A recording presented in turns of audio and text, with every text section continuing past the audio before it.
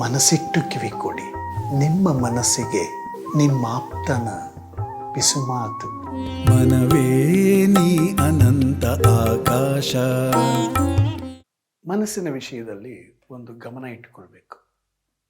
ಅದೇನು ಅಂತಂದರೆ, ಮನುಷ್ಯನಿಗೆ ಎಷ್ಟೋ ಸಾಮರ್ಥ್ಯ, ವಿವೇಕ, ಸ್ಕಿಲ್ಸ್,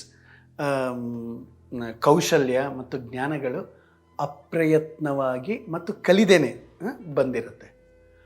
ಆದರೆ ಮನುಷ್ಯನಾದವನು ಅದನ್ನು ಕಂಡುಕೊಳ್ಳೋದ್ರಲ್ಲಿ ವಿಫಲನಾಗ್ತಾನೆ. ಅವುಗಳ ಸ್ವರೂಪಕ್ಕೆ ವಿರುದ್ಧವಾಗಿ ಏನೋ ಒಂದು ಮಾಡ್ತಾ ಇರ್ತಾನೆ ಅಂತಂದರೆ ಅಲ್ಲೇನೋ ಸಮಸ್ಯೆ ಇದೆ ಅಂತಲೇ ಅರ್ಥ. ಈಗ ಜೀವಂತವಾಗಿರುವವು, ಸುಮ್ಮನೆ ಒಂದು ಉದಾಹರಣೆಗೆ ಹೇಳೋದಾಗಿತ್ತು ಅಂದರೆ, ಒಂದು ಯಾವುದು ಜೀವಂತವಾಗಿರುತ್ತೋ ಅದು ಸಹಜವಾಗಿ ಬದಲಾಗ್ತಾ ಇರುತ್ತೆ. ಜೀವಂತವಾಗಿರುವ ಸಸಿ ತಗೊಳ್ಳಿ, ಚಿಕ್ಕ ಗಿಡ, ಅದು ದಿನದಿನಕ್ಕೂ ಬೆಳೀತಾ ಬೆಳೀತಾ ತನ್ನ ಸ್ವರೂಪದಲ್ಲಿ ಬದಲಾವಣೆಯನ್ನು ಮಾಡಿಕೊಳ್ತಾ ಬರ್ತದೆ. ಈ ಬದಲಾವಣೆ ಬೆಳವಣಿಗೆ ಮತ್ತು ವಿಕಾಸ ತಾನೆ. ಆದರೆ ಅದೇ ಒಂದು ಜೀವ ಇಲ್ದಿರೋ ಡೆಡ್ ಲಾಗ್, ಮರದ ತುಂಡಿದೆ ಅಂತಂದರೆ ಅದು ಬದಲಾಗತ್ತೆ, ಆದರೆ ಅದು ಕೊಳೆಯುವ ಮತ್ತು ನಶಿಸುವ ಕಡೆಗೆ ಬದಲಾವಣೆ ಆಗಿರುತ್ತೆ. ಈ ಜಗತ್ತಿನ ಎಲ್ಲ ವಸ್ತುಗಳು ಜೀವಂತವಾಗಿದ್ದರೂ ಅಥವಾ ನಿರ್ಜೀವವಾಗಿದ್ದರೂ ಕೂಡ ಬದಲಾವಣೆಗೆ ಒಳಗಾಗೇ ಆಗ್ತವೆ. ಇದು ಪ್ರಕೃತಿಯ ನಿಯಮ. ಈಗ ನಿರ್ಜೀವವಾಗಿದೆ ಯಾವುದೋ ಒಂದು ದೊಡ್ಡ ದೊಡ್ಡ ಕಲ್ಲಿನ ಕಟ್ಟಡಗಳ ಸ್ಮಾರಕಗಳು, ಕಲ್ಲಿನ ಗುಡ್ಡುಗಳು ಕೂಡ ಅದು ನಾಶ ಆಗುವ, ನಶಿಸುವ ದಿಕ್ಕಿನಲ್ಲಿ ಬದಲಾಗ್ತಾ ಇರ್ತವೆ. ಆದರೆ ಅದು ಹೊರಗಿನ ಕಣ್ಣಿಗೆ ಕಾಣಿಸುವಷ್ಟು ದೊಡ್ಡ ಪ್ರಮಾಣದ ಸವಿಯುವಿಕೆ ಅದೇನಿರೋದಿಲ್ಲ, ಆದರೆ ಅದು ಬದಲಾಗ್ತಾ ಇರ್ತದೆ. ವಿಶ್ವದಲ್ಲಿ ಪ್ರತಿಯೊಂದು ಜೀವವೂ ಮತ್ತು ವಸ್ತುವು ಅದರದೇ ಆಗಿರುವಂಥ ಸ್ಟ್ರಕ್ಚರ್, ಎಬಿಲಿಟಿ, ಆಮೇಲೆ ಡ್ಯೂರೆಬಿಲಿಟಿ ಅಂದರೆ ಬಾಳಿಕೆಯ ಕಾಲಾವಧಿಯನ್ನು ಹೊಂದಿರ್ತದೆ. ಅದರ ಪ್ರಕಾರ ಯಾವುದೇ ಜೀವಿಗಾದರೂ ತಾನು ಹೇಗಿರಬೇಕು, ಏನು ಮಾಡಬೇಕು ಅನ್ನೋದ್ರ ಬಗ್ಗೆಯೂ ಕೂಡ ಬೇಸಿಕ್ ಆಗಿರುವಂತಹ ಜ್ಞಾನ, ಕೌಶಲ್ಯ ಮತ್ತು ವಿವೇಕ ಇದ್ದೇ ಇರುತ್ತೆ. ಈಗ ನೋಡಿ, ವಲಸೆ ಹೋಗ್ತವೆ ಪಕ್ಷಿಗಳು ಆಹಾರನ ಹುಡುಕೊಂಡು.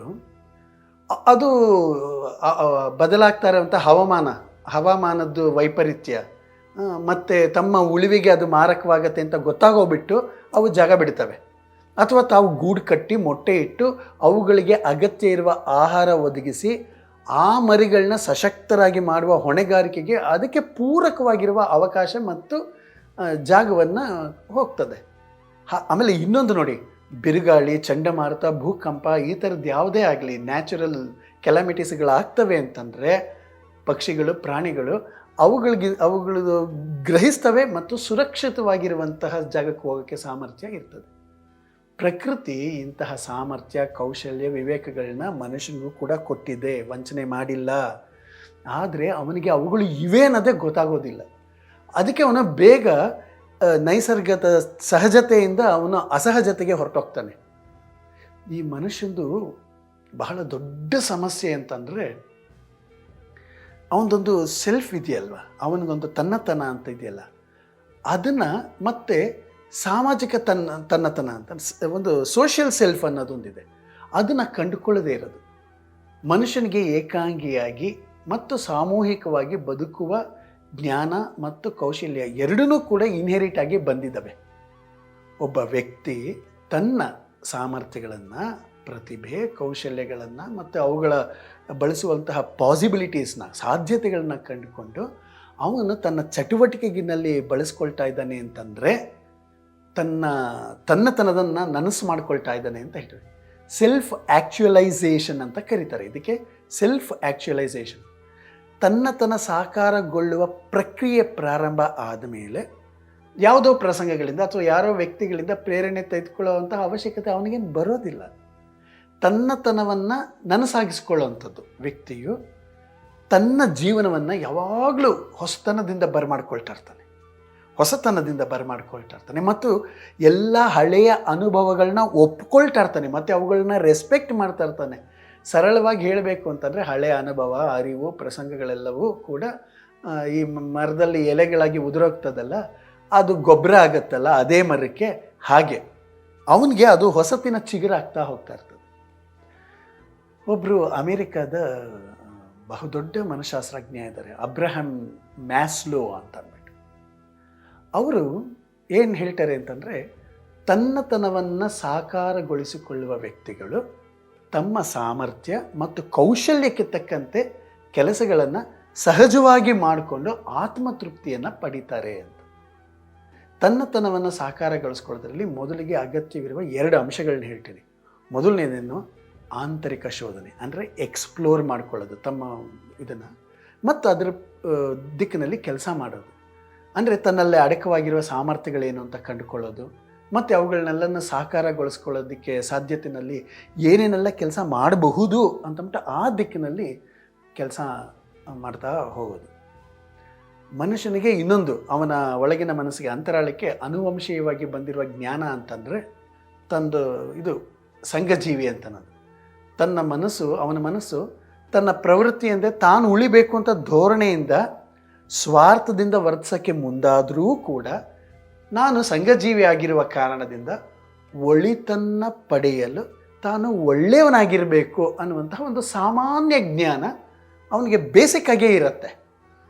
ತನ್ನ ಒಂದು ಕ್ರಿಯೆಗೆ ಯಾವುದೋ ಒಂದು ಪ್ರತಿಕ್ರಿಯೆ ಸಿಗತ್ತೆ. ಆ ಪ್ರತಿಕ್ರಿಯೆ ತಾನು ಎದುರು ನೋಡಿರೋದಂಥದ್ದಾಗಿರ್ಬೋದು, ಅಥವಾ ತಾನು ಇಷ್ಟಪಡದೇ ಆಗಿರ್ಬೋದು. ಹಾಗಿದ್ರೂ ತಾನು ಹೇಗೆ ವರ್ತಿಸಬೇಕು ಅಂತ ಸಿದ್ಧತೆ ಕೂಡ ಆ ವ್ಯಕ್ತಿಯಲ್ಲಿ ಕಾದು ನೋಡುವ ವಿವೇಕದಲ್ಲಿ ಇರ್ತದೆ. ಈ ವಿವೇಕ ಎಲ್ಲನೂ ಕೂಡ ಮನುಷ್ಯನಿಗೆ ಅನುವಂಶೀಯವಾಗಿ ಬಂದಿರುವಂತಹ ಗುಣ. ಕಾನ್ಷಿಯಸ್ ಆಗಿ, ಅಂದರೆ ಜಾಗೃತಿಯಿಂದ, ಪ್ರಜ್ಞೆಯಿಂದ ಗಮನಿಸಿ ನೋಡುವುದು, ಪ್ರಾಮಾಣಿಕತೆ, ಇಂಟ್ರಾಸ್ಪೆಕ್ಟ್ ಮಾಡ್ಕೊಳ್ಳೋದು, ಆತ್ಮಾವಲೋಕನ, ತನ್ನ ಮನಸ್ಸನ್ನ ನೋಡ್ಕೊಳ್ಳೋ ರೀತಿ, ಅದರ ವರ್ತನೆ, ನನ್ನ ಆಲೋಚನೆ ಗತಿ, ಥಿಂಕಿಂಗ್ ಪ್ರಾಸೆಸ್ ಹೆಂಗಿದೆ ಅಂತ ನೋಡ್ಕೊಳ್ಳೋದು, ಮತ್ತು ಅದರ ಸ್ವಾತಂತ್ರ್ಯವನ್ನು ತನ್ನ ವಿಷಯದಲ್ಲಿ ಬೇರೆಯವರ ವಿಷಯದಲ್ಲಿ ಹೆಂಗೆ ಬಳಸಬೇಕು, ಇದು ಕೂಡ ವಿವೇಕ, ಅದೂ ಕೂಡ ಇರುತ್ತೆ. ಅದರ ಆಧಾರದಲ್ಲಿ ತನ್ನ ಒಳಗಿನ ಮತ್ತು ಹೊರಗಿನ ವ್ಯವಹಾರಗಳನ್ನು ಅವನು ಸಹಜವಾಗಿ ಗಮನಿಸ್ಕೊಂಡು ಹೋಗಲಿಕ್ಕೆ ಸಾಧ್ಯವಾಗ್ತದೆ. ಅವನಿಗೆ ಅನುವಂಶೀಯವಾಗಿ ಗೊತ್ತಿರುತ್ತೆ, ನಾನೊಬ್ಬ ಸಂಘಜೀವಿ, ಸೋಷಿಯಲ್ ಅನಿಮಲ್ ಅಂತ ಅನ್ನೋದು ಅವನಿಗೆ ಗೊತ್ತಿರುತ್ತೆ. ಅಬ್ರಹಂ ಮ್ಯಾಸ್ಲೋ ಹೇಳ್ತಾರೆ, ಮನುಷ್ಯನಿಗೆ ಜಾಗೃತಿ, ಪ್ರಾಮಾಣಿಕತೆ, ತನ್ನ ತಾನು ಪರೀಕ್ಷಿಸಿಕೊಳ್ಳುವ ಮತ್ತು ತನ್ನ ಸ್ವಾತಂತ್ರ್ಯವನ್ನು ವಿವೇಕಪೂರ್ಣವಾಗಿ ಬಳಸುವ ಎಲ್ಲ ಸಾಮರ್ಥ್ಯಗಳು ಕೂಡ ಸಹಜವಾಗಿಯೇ ಇರುತ್ತವೆ ಅಂತ ಅವರು ವಿವರಿಸ್ತಾರೆ. ಒಟ್ಟಾರೆ ಹೇಳೋದೇನು ಅಂತಂದರೆ, ಮನುಷ್ಯ ತನ್ನತನವನ್ನು ನನಸು ಮಾಡಿಕೊಳ್ಳುವ ಅಥವಾ ಸಾಕಾರ ಮಾಡಿಕೊಳ್ಳುವ ಮೂಲಕ ನೆಮ್ಮದಿಯಿಂದ ಬಾಳ್ತಾನೆ. ಅದನ್ನು ಗುರುತಿಸ್ಕೊಳ್ಳೋದಕ್ಕೆ ಮತ್ತು ಅದನ್ನು ರಿಯಲೈಸ್ ಮಾಡ್ಕೊಳ್ಳೋದಕ್ಕೆ ಏನು ಮಾಡಬೇಕು? ನಾವು ಪರಸ್ಪರ ಸಹಕರಿಸಬೇಕು. ಯಾಕೆಂದರೆ ನಾವು ನೈಸರ್ಗಿಕವಾಗಿಯೇ ಸಂಘಜೀವಿ, ಅನುವಂಶೀಯವಾಗಿಯೇ ಜೆನೆಟಿಕ್ ಆಗಿಯೇ ನಮಗೆ ಸಂಘಜೀವನದ ವಿವೇಕ ಇದೆ.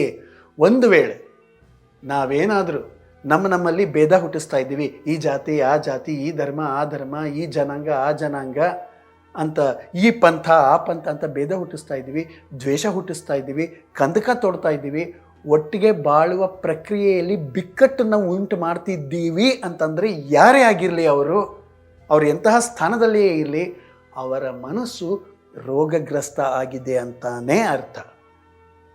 ರೋಗದ ಕಾರಣ ಮತ್ತು ಪರಿಣಾಮಗಳನ್ನು ಕಂಡುಕೊಳ್ಳೋಷ್ಟು ವಿವೇಕ ಗೊತ್ತಾಯಿತು ಅಂತಂದರೆ ಮುಂದಿನ ಚಿಕಿತ್ಸೆಗೆ ತಾವಾಗಿ ಒಳಪಡೋದಕ್ಕೆ ಸಾಧ್ಯ ಆಗಬಹುದು. ಜೀವಂತವಾಗಿರುವ ನಮ್ಮ ಬದಲಾವಣೆ ವಿಕಾಸದ ಕಡೆಗೋ ಅಥವಾ ವಿನಾಶದ ಕಡೆಗೋ ಅಂತ ಗಮನಿಸ್ಕೊಳ್ಬೇಕು. ಇಬ್ಬರು ವ್ಯಕ್ತಿಗಳ ಮಧ್ಯದಲ್ಲಿ ಭೇದ ತರೋದು, ಕುಟುಂಬಗಳನ್ನು ಒಡೆಯೋದು, ಸಮಾಜವನ್ನು ಒಡೆಯೋದು, ಜಾತಿ ಧರ್ಮ ಅಥವಾ ಸಿದ್ಧಾಂತಗಳು, ರಾಜಕೀಯ ಪಕ್ಷಗಳು, ಈ ಯಾವುದ್ಯಾವುದೋ ಕಾರಣಗಳಿಂದ ನಮ್ಮ ಸೋಷಿಯಲ್ ಸ್ಟ್ರಕ್ಚರ್ನ ಒಡೆಯುವಂಥದ್ದಿದೆಯಲ್ಲ, ಅದೆಲ್ಲವೂ ಕೂಡ ಯಾವುದೇ ರೂಪದಿಂದ ಮಾಡಿದ್ರೂ ಕೂಡ ಅದೆಲ್ಲವೂ ಕೂಡ ರೋಗಗ್ರಸ್ತ ಮನಸ್ಸಿನ ಸ್ಥಿತಿಯೇ ಆಗಿರ್ತದೆ. ಸಹಜವಾದ ವಿವೇಕವನ್ನು ಕಳೆದುಕೊಂಡಿರುವಂತಹ ಮನಸ್ಥಿತಿ ಅದಾಗಿರುತ್ತೆ. ಒಟ್ಟಿಗೆ ಬಾಳುವ ತೆರದಲ್ಲಿ ಹರಸು ಅಂತ ನಾವು ನಮ್ಮ ಮನಸ್ಸನ್ನೇ ಬೇಡ್ಕೊಳ್ಬೇಕು.